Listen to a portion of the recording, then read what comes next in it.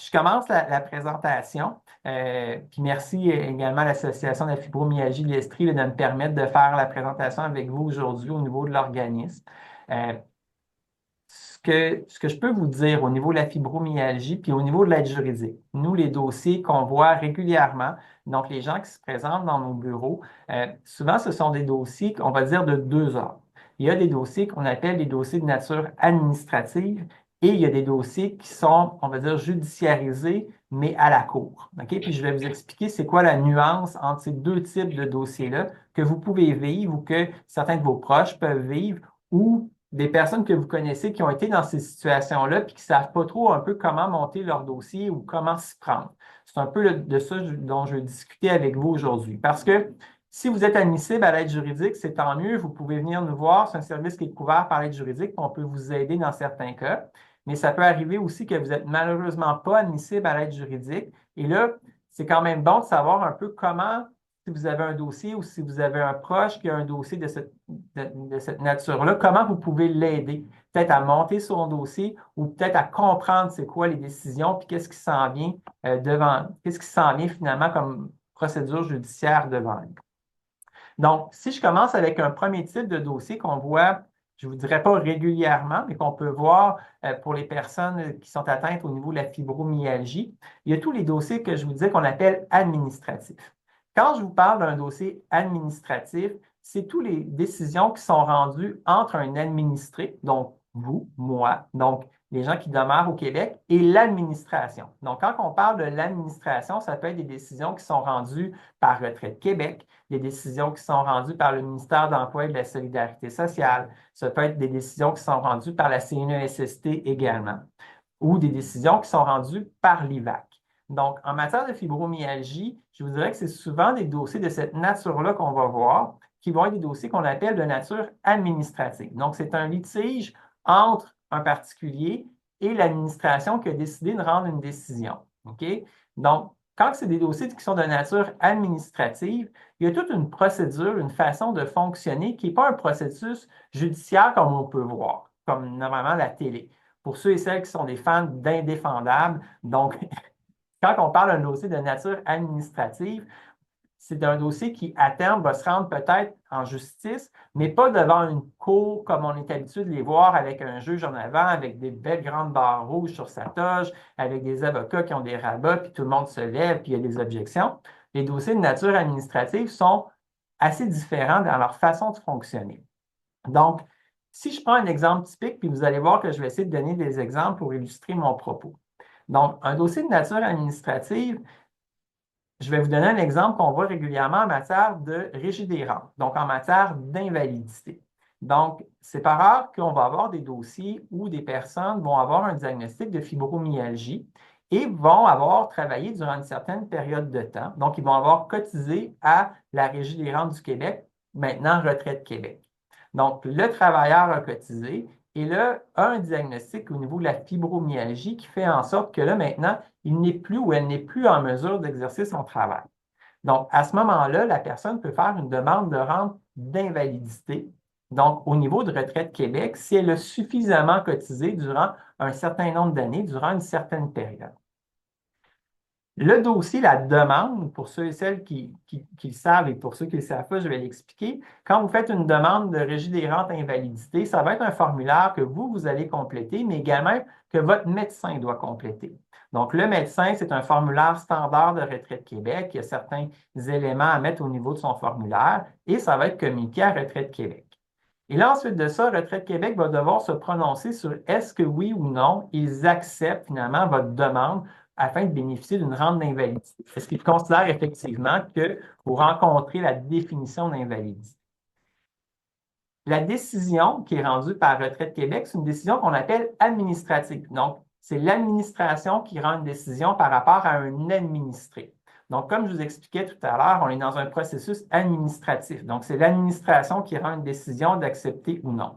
Si elle accepte finalement votre demande de rente d'invalidité, c'est tant mieux, ça se termine là. Donc, vous allez pouvoir toucher votre rente d'invalidité. Donc, Retraite Québec considère que vous êtes effectivement invalide, par exemple à cause de votre diagnostic de fibromyalgie.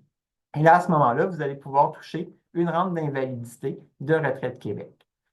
Par contre, si la décision est défavorable, et vous comprendrez que nous, c'est la plupart des dossiers qui finissent dans notre bureau que nous, on voit, à ce moment-là, contrairement à ce qu'on pourrait penser, ce n'est pas un processus judiciaire qui se passe dans un premier temps.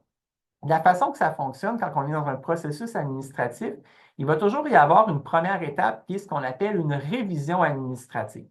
Donc, le citoyen, donc qui est en désaccord avec la décision, dans mon exemple de Retraite Québec, en fait, ce qui va se passer, c'est qu'il va y avoir une première étape qui va être une demande de révision administrative.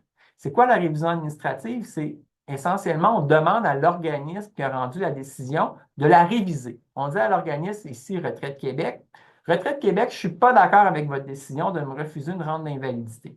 Donc, par exemple, Retraite Québec pourrait dire, à cause vous avez un diagnostic de fibromyalgie, mais on ne reconnaît pas que c'est suffisamment grave ou prolongé. Je vais le dire comme ça parce que c'est ça la définition au niveau de la rente d'invalidité. Donc, on reconnaît la fibromyalgie, mais on ne reconnaît pas que c'est suffisamment grave pour vous donner droit à la rente d'invalidité.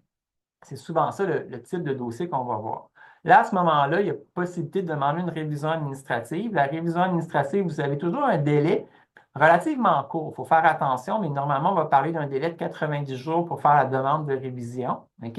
Mais on ne doit pas tarder. Je vous dirais que si vous-même, vous avez une décision à contester ou vous connaissez quelqu'un qui a une décision à contester provenant, par exemple, de Retraite Québec, normalement, on essaie de faire ça relativement rapidement. On n'attend pas à la dernière minute. OK? Donc, quand on me demande si c'est 90 jours ouvrables, c'est 90 jours, là, incluant les fins de semaine, incluant les fériés, tout ça. Donc, ce n'est pas ouvrable, c'est 90 jours francs, que je vais le dire comme ça. Donc, que vous devez calculer. La première journée ne compte pas, mais la dernière compte. Donc, on essaie de ne pas le faire à la dernière minute. Il y a possibilité d'extensionner le délai, mais on essaie de ne pas se rendre là. Donc, une fois que vous avez déposé votre demande de révision administrative, il n'y a toujours pas de processus, je vais dire, judiciaire en cours. C'est-à-dire que là, c'est l'administration qui va réviser sa propre décision. Donc, pratico-pratique, comment ça se passe? C'est que je reste avec Retraite Québec. L'agent 1, on va l'appeler comme ça, appelons-la Hélène pour les bienfaits de la cause. Donc, Hélène, l'agent 1, va rendre une décision qui vous est défavorable. Vous allez demander une révision administrative, donc ça va retourner chez Retraite Québec et un agent 2, on va l'appeler José. Donc, l'agent 2, José, qui travaille également chez Retraite Québec, est dans un autre département, mais va réviser, va reprendre le dossier puis refaire une analyse pour voir si effectivement c'est la bonne décision qui a été rendue au départ. La nuance entre les deux décisions, c'est que souvent, quand on est rendu à la deuxième étape, donc on va l'appeler l'étape José, donc quand on est rendu à la deuxième étape, souvent, à l'intérieur des organismes, il va y avoir une équipe médicale, souvent un médecin, parfois, généralement un médecin généraliste, qui va lui-même refaire une analyse avec le fonctionnaire pour voir si c'est la bonne décision qui a été rendue. Et là, ensuite de ça, la révision administrative va rendre une décision. Ce qu'il faut comprendre au niveau de la révision administrative, votre rôle ou le rôle de la personne finalement qui est touchée par la décision, il n'y a pas de procès en tant que tel. Okay? Donc, ce qu'on va demander à l'administré, c'est de faire valoir son point de vue. Ça peut être par une lettre. Ça peut être, des fois, on va lui demander des explications additionnelles. Des fois, ça va être de fournir un formulaire. Des fois, ça va être de fournir des rapports médicaux de son médecin. Donc, il peut bonifier son dossier, mais à cette étape-là, il n'y a pas d'audience en bonne et due forme. Donc, on n'est pas encore dans l'espèce de processus judiciaire avec des avocats ou avec des interrogatoires et tout ça. On n'en est pas rendu là à cette étape-là au niveau de la révision administrative. Et suite à la révision administrative, il y a une décision qui va être rendue. Soit que la décision va maintenir la première, c'est-à-dire la révision administrative va dire on vous a refusé la rente d'invalidité, on n'a pas de motif de changer la décision, donc la décision, elle est maintenue. Donc, ça, c'est le moins bon des scénarios. Le meilleur des scénarios, c'est que suite à la révision administrative, on vous donne raison. On renverse la première décision et on dit non, on s'est trompé. Retraite Québec a fait une erreur, donc on a réanalysé le dossier. Et suite à notre réanalyse du dossier, on considère que vous avez droit à la Régie des rentes invalidité. Ça, c'est le meilleur des scénarios. Au niveau de l'aide juridique, nous, on peut intervenir dès la première étape. Donc, dès que vous avez la première décision qui vous refuse, quand c'est le temps de faire la révision administrative, l'avocat de l'aide juridique, lui, peut vous vous aider, vous représenter pour la révision. Qu'est-ce qu'on peut faire en révision? C'est de voir avec vous qu'est-ce qu'il y a dans le dossier médical qui pourrait vous aider. Est-ce qu'on peut communiquer avec votre médecin pour qu'il nous fournisse des détails additionnels qu'il n'aurait pas mis dans son formulaire? Est-ce qu'il y a des choses qu'on peut ajouter comme argumentation? Donc, c'est pour ça qu'on peut vous aider, par exemple, au niveau de Retraite Québec. Si je vous donne un autre exemple qu'on voit également régulièrement au niveau administratif, je vais le dire comme ça, au niveau de la fibromyalgie, c'est des fois,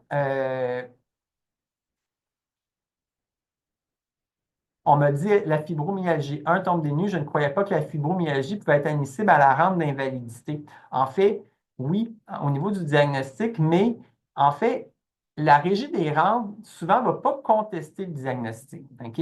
Je vois une question que j'ai dans le chat. Est-ce que je peux faire une demande de rente d'invalidité avec un diagnostic de fibromyalgie?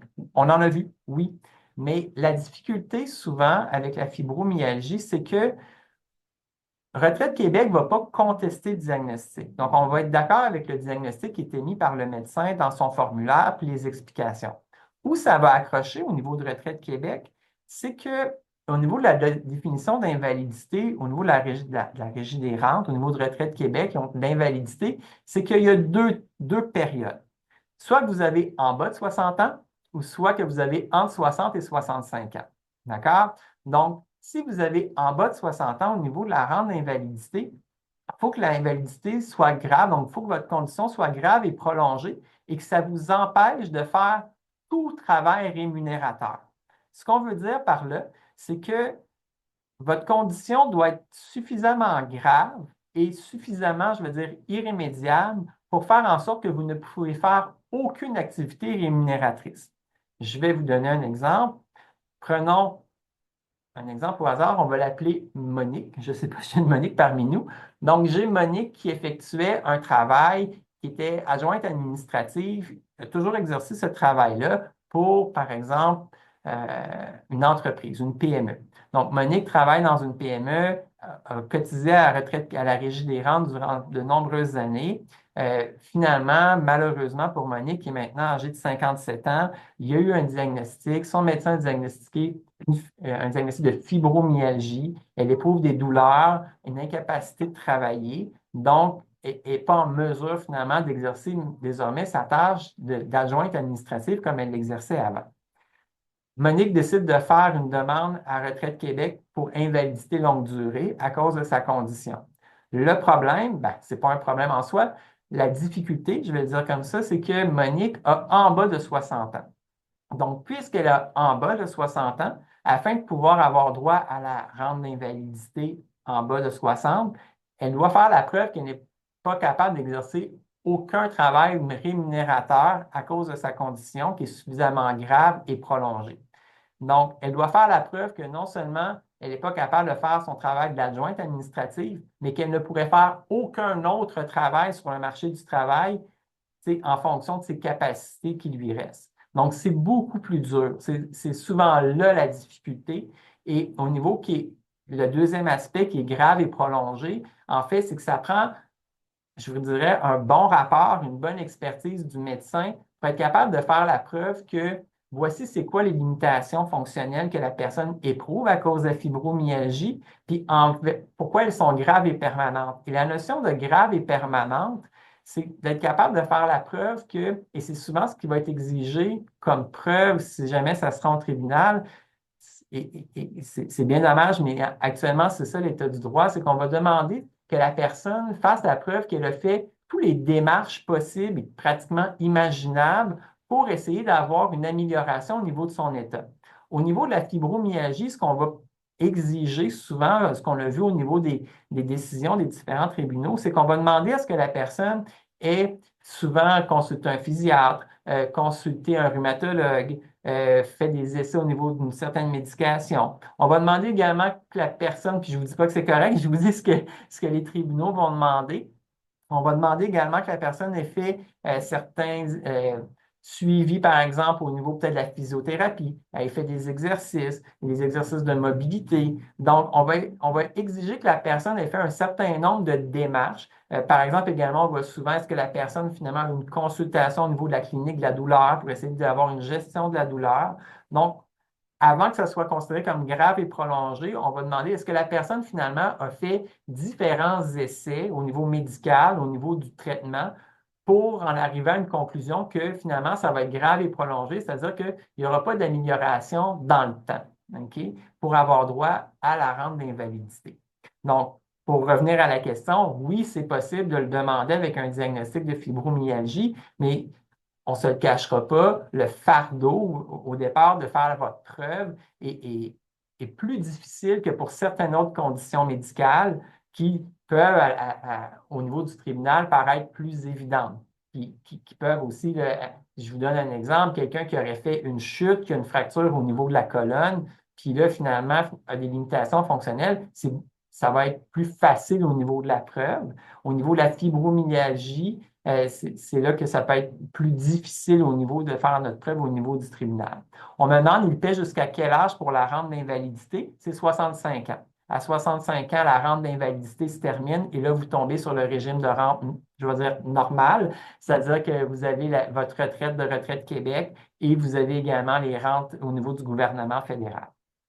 Si je reviens à mon cas, au niveau de la fibromyalgie, il y a une possibilité de demander la rente d'invalidité avant 60 ans et il y a possibilité de la demander entre 60 et 65 ans. Et c'est souvent un petit peu plus facile entre 60 et 65 ans, puis je vous explique pourquoi. Je reprends mon exemple. Je pense que je l'avais appelé Monique, mais peut-être que je me trompe de nom.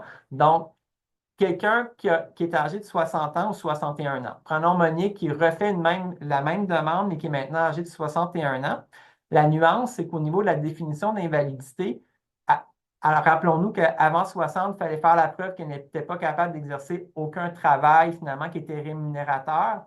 Passé 60, on va seulement exiger qu'elle n'est plus en mesure de faire le travail qu'elle fait habituellement. Donc, Monique, si elle était, par exemple, adjointe administrative, si elle ne peut plus faire ce travail-là d'adjointe administrative, là, à ce moment-là, on va reconnaître une invalidité après 60 ans. Donc, c'est un petit peu plus facile après 60 ans, OK? Parce qu'avant 60 ans, la définition, c'est pratiquement tout travail rémunérateur, alors qu'après 60 ans, on va regarder l'emploi que la personne exerçait pour déterminer si elle est invalide. Donc, ça, c'est au niveau de la rente d'invalidité, les différentes façons de le demander. Si je reviens à mon processus administratif, rappelez-vous, je vous ai dit, Retraite Québec va rendre une première décision. Vous pouvez la contester en révision. L'agent en révision, c'est un fonctionnaire, quelqu'un qui travaille encore chez Retraite Québec, qui va rendre la deuxième décision. Si vous êtes en désaccord avec la deuxième décision, là, à ce moment-là, c'est là que le processus devient ce qu'on appelle un processus quasi-judiciaire. Pourquoi qu'on dit quasi-judiciaire? Parce que là, vous allez contester la demande, mais devant le tribunal administratif du Québec. Donc, votre dossier n'ira pas à la Cour du Québec ou à la Cour supérieure. Ça va rester un dossier de nature administrative et vous allez devant le tribunal administratif du Québec. Encore là, attention, vous avez certains délais à respecter pour contester les décisions et c'est souvent plus court quand vous êtes rendu au niveau du tribunal administratif du Québec. OK? Donc, encore là, nous, on peut, comme avocat, vous aider, vous représenter devant le tribunal administratif du Québec. Et devant le tribunal administratif du Québec, là, ça devient quelque chose qui ressemble un peu plus à un procès. En fait, le dossier, la façon que ça va être monté, c'est que l'organisme, si je reprends mon dossier Retraite Québec, va communiquer l'ensemble du dossier qu'il a en sa possession au tribunal. Donc, ça va être ça la preuve de l'organisme. Nous, si on conteste, donc si je vous représente pour un dossier d'invalidité, bien là, en ce moment-là, nous, si on considère qu'on a besoin d'une expertise additionnelle dans votre dossier, donc on a besoin, par exemple, d'aller chercher une expertise avec un rhumatologue ou encore avec un expert qui va pouvoir nous éclairer sur vos limitations fonctionnelles par rapport à la fibromyalgie, bien là, on va pouvoir retenir les services d'un tel expert. Puis, je ne vous cache pas qu'au niveau de la fibromyalgie en ce moment, puis peut-être que vous le vivez vous aussi également, notre difficulté, c'est beaucoup au niveau de l'expertise. On a certaines difficultés à trouver des experts en la matière, des experts qui acceptent de faire des expertises, donc des rapports complets pour nous épauler. On vient à bout d'en trouver, mais c'est plus dur, là. Puis, tout dépendamment des époques, c'est malheureux, mais il y a certains médecins qui peuvent commencer à accepter d'en faire, à un moment donné, ils arrêtent d'en faire. Donc, on essaie de trouver. Mais peu importe, on peut vous représenter devant le tribunal pour faire valoir votre point de vue, pour expliquer pourquoi vous rencontrez la notion d'invalidité. Et là, il y a toujours une première étape qui s'appelle une conciliation. Donc, on est toujours convoqué par le tribunal pour essayer de s'entendre avec avec Retraite Québec. Donc, il y a toujours une première étape où on essaie de négocier. Est-ce que Retraite Québec est prêt à reconnaître votre invalidité ou non? Et il y a un juge qui fait un peu un travail de médiation. Donc, c'est à ce niveau-là, finalement, qu'il y a une première étape qui se fait par le tribunal. Et si jamais il n'y a pas d'entente de possible, ben là, on s'en va à la cour, on s'en va au tribunal, et là, c'est le tribunal administratif du Québec qui va être chargé d'entendre le dossier. Je vois qu'il y a des questions dans le chat, je vais y revenir, ça ne sera pas bien long. Donc, au niveau du tribunal administratif du Québec, il ne faut pas s'imaginer une cour comme on en voit à la télé. Il y a un juge, mais c'est un juge qu'on appelle un juge administratif. Et contrairement à ce qu'on voit à la Cour du Québec, on en reparlera un peu plus loin, mais devant le tribunal administratif, il y a un avocat qui va être un juge administratif, donc qui va être un peu un juge, et il y a un deuxième juge qui est souvent un médecin. Donc, on a comme puisque c'est un tribunal spécialisé, on a l'avantage d'avoir un médecin qui va être également juge. Donc, l'avocat et le médecin vont décider ensemble du dossier. Donc, ça a quand même comme avantage que on a un médecin qui a une formation médicale, qui est capable d'entendre la preuve finalement, puis de la lire et de la comprendre et vous aider, nous aider au niveau de la prise de décision. Donc, ensuite de ça, le tribunal, il va avoir une audience et l'audience, ça se passe avec des avocats, mais ce n'est pas le même décorum qu'à la cour. C'est-à-dire que oui, on se lève comme avocat pour parler avec le juge, mais il n'y a pas de toge, les gens vont être habillés propres, nous, les avocats, les avocates en complet, mais au niveau du décorum de la Cour, c'est très différent de ce qu'on voit. Donc, le tribunal administratif du Québec, c'est un tribunal où il y a une certaine flexibilité au niveau de la preuve, au niveau de la présentation des documents. C'est moins lourd, c'est moins complexe. Donc, c'est pas rare qu'on va avoir des justiciables qui ne sont pas nécessairement admissibles à l'aide juridique, qui vont quand même eux-mêmes pouvoir faire leur représentation à la Cour au niveau du tribunal administratif du Québec. Donc, je vois dans le chat très difficile aussi pour les jeunes. Donc, effectivement, très difficile pour les jeunes au niveau, là, je comprends que c'est au niveau de la rente d'invalidité. C'est à cause justement du fameux phénomène de en bas de 60 ans. C'est-à-dire que tant au niveau, comme je disais, au niveau de la définition, c'est-à-dire d'être dans l'incapacité d'exercer aucun travail, puis au niveau des jeunes, je vais rajouter une difficulté, c'est que souvent, ils vont dire, ben, compte tenu de votre jeune âge, il y a des possibilités d'amélioration. Vous devriez essayer tel traitement ou faire tel type de consultation. Donc, c'est souvent là que ça va bloquer. Puis, les jeunes, malheureusement, sont souvent prêts avec une espèce de préjugé défavorable que ben, vous êtes jeune, une possibilité d'amélioration. C'est pas vrai qu'on va vous accorder une rente d'invalidité à 30 ans ou 40 ans. Donc, ça vient complexifier la chose. On me dit oui, je m'excuse, je lis les questions en même temps.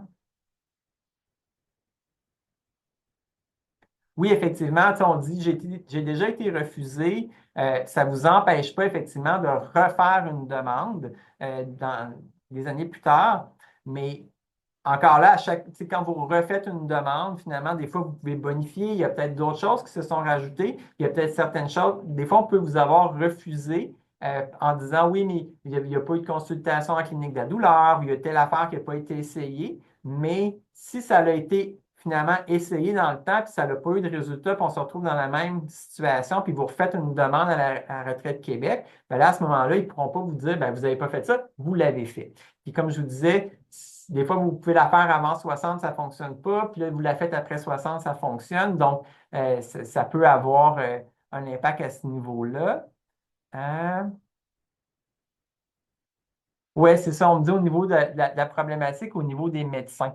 Euh, L'accessibilité. C'est vrai que ça cause un problème actuellement. Si vous avez un bon médecin de famille ou un médecin de famille tout court, je vous dirais ces temps-ci, certains médecins vont être effectivement en mesure de produire un rapport détaillé, complet de votre situation au niveau de Retraite Québec. Puis comme je vous le disais, les rapports, c'est des formulaires qui doivent être complétés, mais il y a certains médecins qui vont être plus loquaces, je vais le dire comme ça, donc ils vont mettre plus de détails, plus d'éléments au niveau du rapport, ce qui peut vous aider.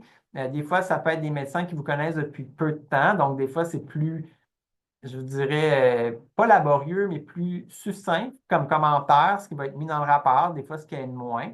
Des fois, vous pouvez être dans une clinique où finalement vous changez de médecin régulièrement. Donc, quand vous demandez le fameux formulaire, pas que chacun se lance la balle, mais on cherche finalement qui serait le plus approprié pour remplir le formulaire. Puis des fois, ben, ça peut avoir un effet sur le contenu du formulaire. Donc, c'est tout ça qui peut avoir un impact. Puis des fois, malheureusement, effectivement, certaines personnes n'ont pas de médecin de famille.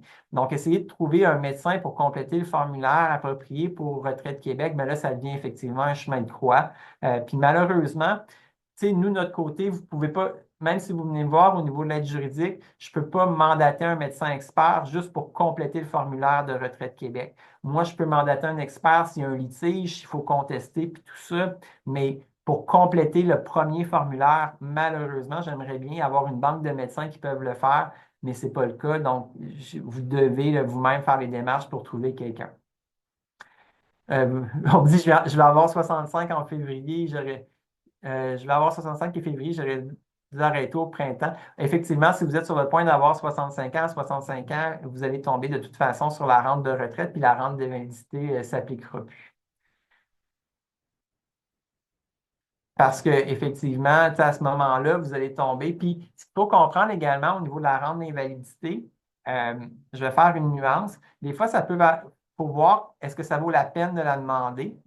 Ce que je veux dire par là, c'est que le montant que vous avez au niveau de la rente d'invalidité est en fonction des montants que vous avez cotisés par le passé au niveau là, de vos emplois.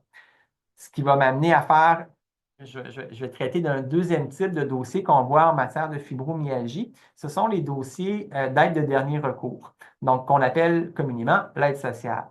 Au niveau de l'aide de dernier recours, il y a ce qu'on appelle la prestation de base. Donc, la prestation de base, c'est un montant que la personne va recevoir en fonction de, je veux dire, sa famille, de la composition de sa famille. Est-ce qu'elle a des enfants à charge, un conjoint qui est également prestataire d'aide de dernier recours? Mais prenons un exemple, on va prendre un exemple simple de personnes qui demeurent seules, pas d'enfants à charge et qui est prestataire d'aide de dernier recours.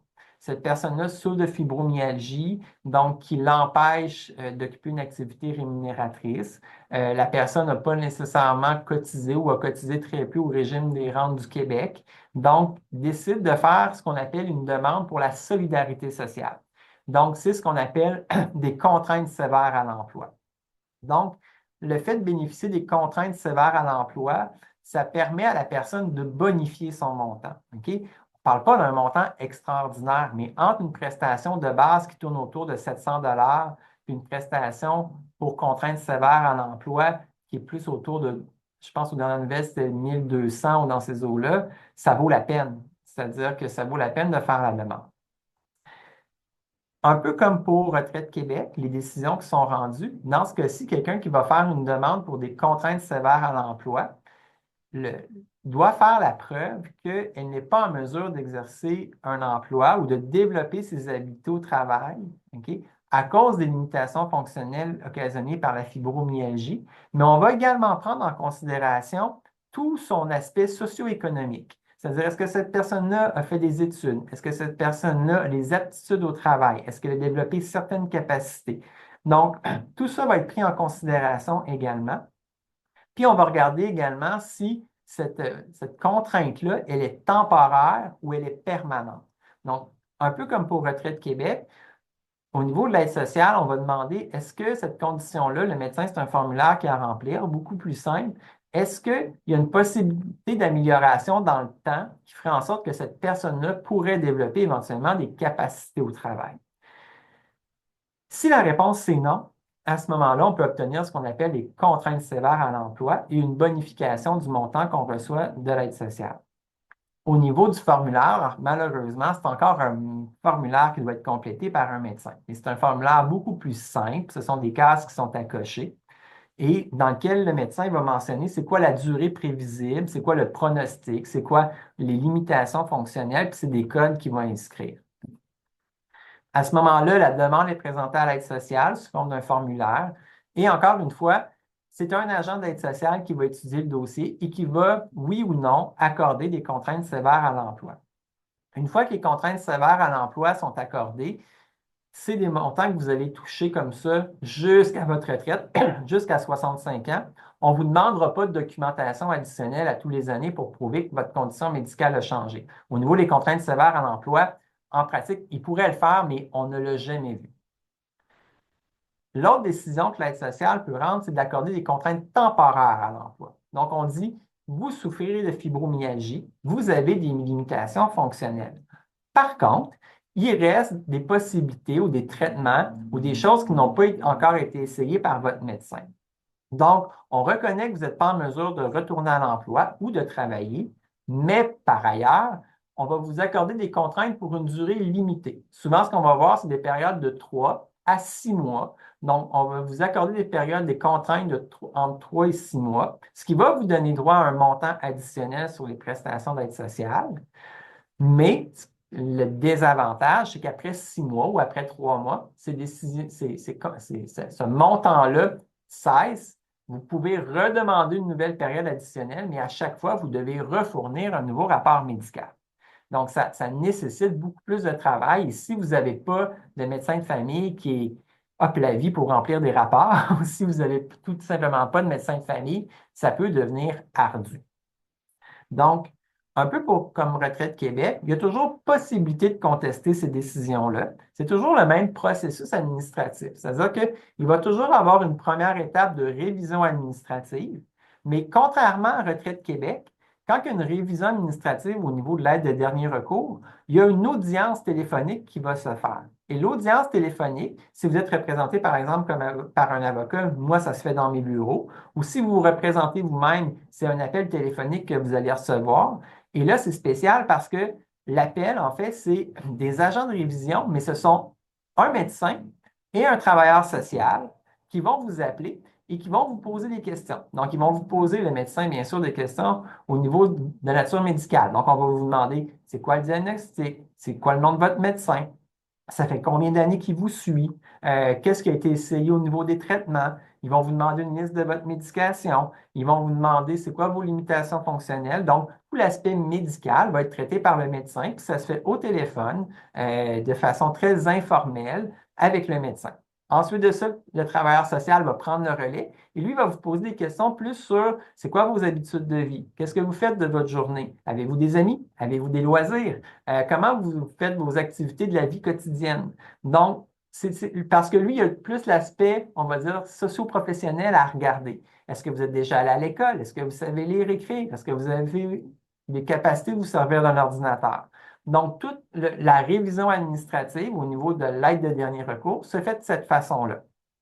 Ensuite de ça, il y a une décision qui est rendue et cette décision-là, comme pour Retraite Québec, peut être contestée, pardon, euh, au tribunal administratif du Québec. Et comme pour les dossiers de Retraite Québec, au tribunal administratif du Québec, ça va être entendu par un médecin et un avocat, donc pour avoir plus qu'un aspect médical au dossier.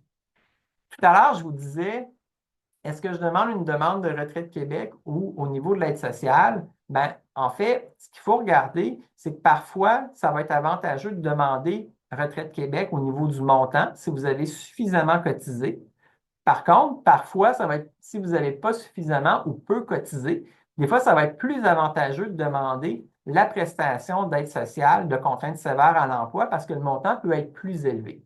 Et ce qu'il faut comprendre également au niveau de l'aide sociale, c'est que si vous êtes admissible à l'aide de dernier recours, vous avez également le carnet au niveau de la médication. Donc, ce qui fait en sorte que l'aide sociale va défrayer les frais de la médication, alors que si vous êtes sur Retraite Québec, à ce moment-là, si ça ne couvre pas l'entièreté au niveau de l'aide sociale, ça se peut que vous ayez un frais à payer au niveau de la RAMQ. Ce qu'il faut comprendre, c'est que les deux régimes peuvent aussi vivre ensemble. Ce que je veux dire par là, c'est quelqu'un qui souffre de fibromyalgie, qui fait une demande, pardon, de contraintes sévères à l'emploi, donc un chèque de l'aide sociale pour des contraintes sévères, peut également faire une demande à Retraite Québec pour invalidité, mais les deux montants ne vont pas s'additionner. OK? C'est-à-dire que, je vous donne un exemple, si c'est un exemple fictif, si vous avez droit à un montant de 2 000 $ par mois de Retraite Québec, mais que vous auriez droit à un montant de 1 000 $ d'aide sociale, bien, vous allez avoir le montant de Retraite Québec, puis vous n'aurez pas de prestation d'aide sociale. Par contre, si votre montant d'aide sociale était, par exemple, de 1 500, puis vous faites une demande d'invalidité à Retraite Québec, puis le montant d'invalidité, c'est 500 $, bien, vous allez avoir 500 $ de Retraite Québec, mais l'aide sociale va couper le chèque de 500 $ que vous recevez de Retraite Québec. D'accord? Les prestations vont s'ajuster. OK? Donc, entre l'aide sociale et Retraite Québec. Donc, c'est bien important d'avoir ça en tête là, si jamais vous êtes prestataire d'aide de dernier recours, vous voulez faire une demande d'invalidité ou vice-versa. On me demande si invalidité temporaire entre 3 et 6 mois avec ce même montant sans assurance pour le privé avec les listes d'attente au public.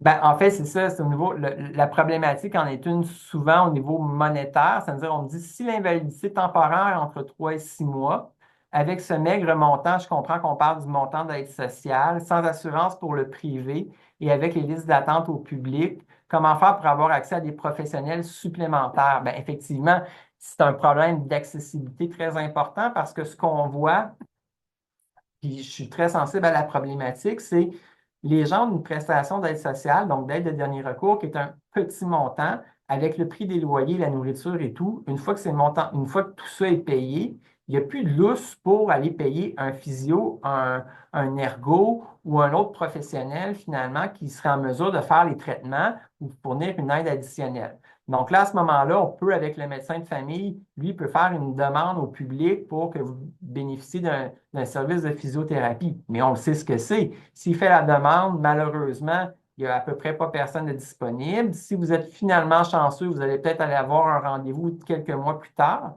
Mais pendant ce temps-là, la contrepartie, c'est qu'on va vous reprocher, je vais le dire comme ça, de ne pas avoir fait le nécessaire ou de ne pas être allé au bout de l'ensemble des traitements que vous pouviez, finalement, pour lesquels vous pouvez bénéficier pour faire la preuve que vous avez atteint un certain plateau thérapeutique. On me dit c'est aberrant, je suis 100% d'accord. Et là, malheureusement, j'aimerais ça moi-même avoir comme une banque de physiothérapeutes puis d'ergothérapeutes qu'on pourrait, tu sais, qui accepteraient de prendre des gens du public, mais malheureusement, il n'y en a pas. Puis, comme je vous dis, après ça, si vous n'avez pas une assurance privée ou les moyens de payer un physio ou un ergo au privé, ben là, vous êtes sur une liste d'attente du public, puis ils font ce qu'ils peuvent, puis malheureusement, ça fonctionne. Ça ne fonctionne pas, ou finalement, vous allez avoir votre rendez-vous, mais ça va avoir pris tellement longtemps que la décision va avoir été rendue au niveau soit de l'aide sociale ou soit au niveau de Retraite Québec. Donc, c'est aberrant, je suis d'accord avec vous, mais malheureusement, mon travail d'avocat est limité avec ce que je peux faire. Fait que souvent, on va faire avec ce qu'on a. Puis, ce qu'il faut comprendre aussi, c'est quand on va à la cour, surtout, ben, je ne veux pas dire surtout, mais on le voit régulièrement en matière de fibromyalgie. Votre témoignage est super important. Tu sais, c'est pour ça que quand on va aller à la cour, si on vous accompagne ou même si vous y allez seul, tu sais, c'est important de témoigner pour expliquer qu'est-ce que ça vous fait vivre ou comment finalement ça vous limite dans vos activités quotidiennes à fibromyalgie. Vous êtes les premiers à le vivre, donc vous êtes les premiers à pouvoir l'expliquer. Puis la problématique qu'on a souvent au niveau de la fibromyalgie, c'est que souvent, il y a les gens qui vont entendre les causes ou les médecins, tout ça, ils ont des préjugés des fois qui sont défavorables par rapport à la fibromyalgie. Et au niveau de l'objectivité des limitations fonctionnelles, c'est pas comme quelqu'un, je reviens avec mes diagnostics orthopédiques, donc quelqu'un qui a une tendinite de l'épaule ou quelqu'un qui a une hernie discale. Ben souvent, finalement, c'est un orthopédiste qui va le voir, il va y faire des tests. La personne va dire, ah ben moi, je ne suis pas capable de pencher à plus que tant. Le médecin va dire, objectivement, la personne n'est pas capable de plancher plus que ça, elle ne peut pas lever plus que ça, elle ne peut pas faire tel mouvement. Au niveau de la fibromyalgie, souvent, c'est au niveau des explications, notamment au niveau de la douleur, c'est vous qui allez pouvoir l'expliquer parce que souvent, il y avait un préjugé défavorable qui disait, ben, on voit bien, la personne est capable de faire les mouvements, il n'y a pas de limitation fonctionnelle, mais la personne dit, oui, je peux faire le mouvement, Mais après ça, j'en ai pour des jours à ne pas être capable de bouger ou oui, je peux faire le mouvement, mais c'est extrêmement douloureux, c'est extrêmement demandant. Donc, c'est pour ça que le témoignage de la personne est important. Il y a certains dossiers qu'on est capable d'avoir une expertise, tant mieux, mais quand on n'est pas capable d'avoir une expertise, ben, c'est pas rare que le tribunal ne va pas nous obliger à en avoir une. Donc, on peut faire la preuve par le témoignage de la personne, finalement, au niveau des limitations fonctionnelles. C'est plus dur, c'est plus difficile. Souvent, ils sont plus rassurés, je vais dire comme ça, le tribunal, quand ils ont une expertise médicale. Mais il y a des cas où on était capable de faire la preuve avec des gens qui sont venus témoigner au niveau de leurs limitations, qui sont venus donner des bonnes explications de façon franche, constante. Et là, ça nous permet de faire notre preuve. Parce que devant le tribunal administratif du Québec, entre autres, mais devant la Cour du Québec ou la Cour supérieure, pour ce type de dossier-là, le fardeau de preuve, c'est un fardeau qu'on appelle par prépondérance. La nuance, c'est-à-dire qu'en droit criminel, c'est hors de tout doute. Au niveau civil, donc pour ce type de dossier-là, c'est la prépondérance de la preuve. Donc, imaginez une balance.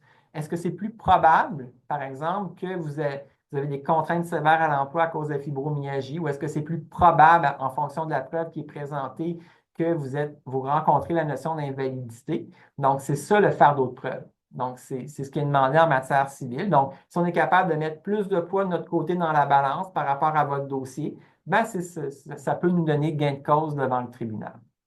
Donc, pour les dossiers qui sont plus de matière administrative, donc c'est des exemples que je vous ai donnés avec Retraite Québec, c'est des exemples que je vous ai donnés avec, par exemple, l'aide sociale, donc le ministère de l'Emploi et de la Solidarité sociale. Mais il y a d'autres types de dossiers qui rentrent dans cette catégorie-là. On peut penser à des dossiers d'IVAC, on peut penser à des dossiers de CNESST également. Ce qu'il faut faire attention, c'est toujours la même chose, ou les dossiers de la Société d'assurance automobile du Québec, mais tout dépendamment des types de dossiers, je vais vous donner un exemple au niveau d'un dossier de la Société d'assurance automobile du Québec, quelqu'un qui aura un accident de voiture. Il faut toujours être capable de faire la preuve que, par exemple, il y a une relation entre l'accident d'automobile que vous avez eu et un diagnostic de fibromyalgie. Donc, il faut être capable d'établir que c'est l'accident qui a causé finalement soit l'apparition, soit l'exacerbation, pardon, au niveau de la fibromyalgie. Même chose par rapport à un accident de travail. Si vous avez un accident de travail, la fibromyalgie étant considérée comme une maladie, vous devez faire la preuve que finalement, c'est l'accident qui aurait causé la fibromyalgie. Okay? Et c'est souvent là, malheureusement, la difficulté au niveau de la fibromyalgie, de prouver le lien, de la relation entre l'accident ou l'accident de travail ou l'accident de voiture et le diagnostic. Donc, ça prend un rapport médical, ça prend un médecin finalement qui vient établir cette relation-là. Et si c'est refusé par la Société d'assurance automobile du Québec ou encore par la CNSST ou encore par l'IVAC dans un contexte de violence ou dans un contexte finalement d'acte criminel, ben, c'est à nous de faire cette preuve-là, finalement, qu'il existe une relation entre le diagnostic de fibromyalgie et les événements qui sont survenus, tout dépendamment de la nature du dossier. Et tout le processus que je vous ai expliqué ensuite de ça, donc révision administrative, tribunal administratif du Québec, ça va se faire de cette façon-là pour ce type de décision-là, puisqu'on est en matière administrative. Donc, ça, c'est tout l'aspect administratif. En matière de fibromyalgie, le deuxième type de dossier qu'on est appelé à voir, et là, on n'est plus dans l'administratif, on est vraiment dans le civil. Donc, ça, c'est des dossiers qu'on va voir à la Cour supérieure ou à la Cour du Québec. Ce sont les dossiers en matière d'invalidité, mais d'assurance invalidité. OK? Ce que je veux dire par là, c'est que certaines personnes peuvent avoir, par leur employeur, par exemple, une assurance invalidité de courte et de longue durée. Et certaines personnes peuvent également avoir des assurances prêts. Donc, vous bénéficiez, par exemple, d'une assurance sur votre hypothèque. Si en cas d'invalidité, à ce moment-là, il y a certaines assurances qui vont assurer les paiements hypothécaires, par exemple, ou les paiements sur un véhicule automobile. Donc, ça peut arriver que vous souscrivez à ce type d'assurance-là. À ce moment-là, c'est une décision de l'assureur. Donc, je vais prendre un cas typique, appelons-le comme ça. Vous étiez employé pour une compagnie et vous aviez dans vos avantages une assurance invalidité. L'assurance invalidité va, dans la plupart des cas, se diviser en assurance courte et longue durée. Donc, il y a toujours une période de courte durée. Normalement, ce qu'on voit, ça va être un 24 mois.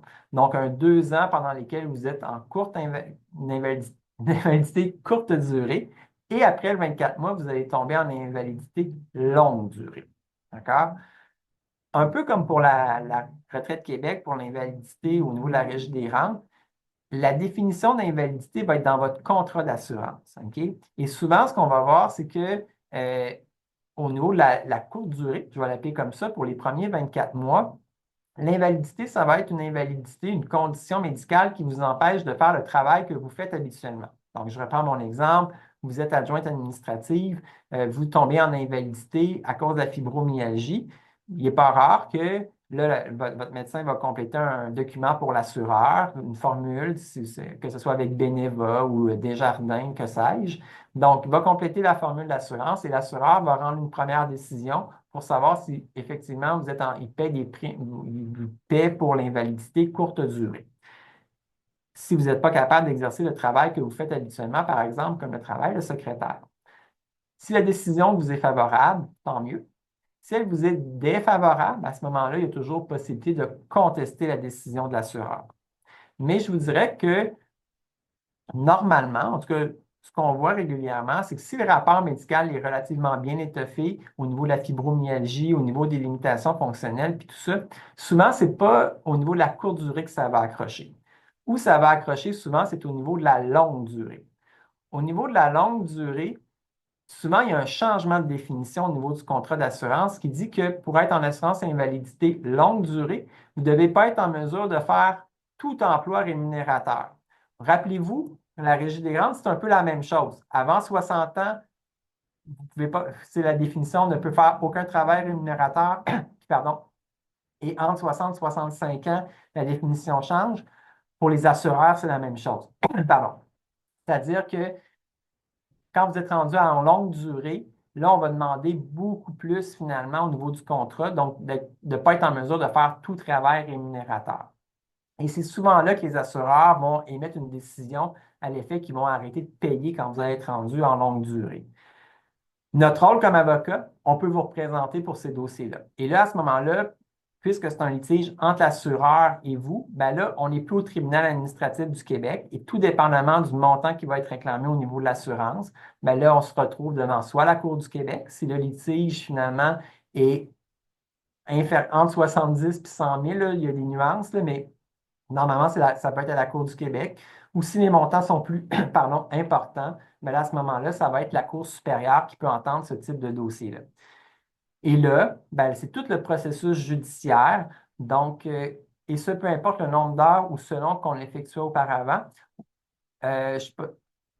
Au niveau du contrat d'assurance, il faut voir au niveau du contrat d'assurance, mais normalement, si vous êtes assuré, on va regarder si vous étiez un travailleur à temps plein ou à temps partiel, il faudrait voir au niveau du contrat d'assurance, mais normalement, si vous êtes couvert, point barre, peu importe le nombre d'heures que vous faisiez, parce que normalement, le contrat d'assurance ne va pas couvrir en fonction d'un nombre d'heures que vous faites par semaine. Donc, il faudrait faire la vérification. Par contre, la prime que vous allez toucher, c'est sûr qu'elle va être en fonction du nombre d'heures par rapport à votre contrat. C'est-à-dire que je m'excuse, je réponds à une question dans le chat en même temps que je vous parle.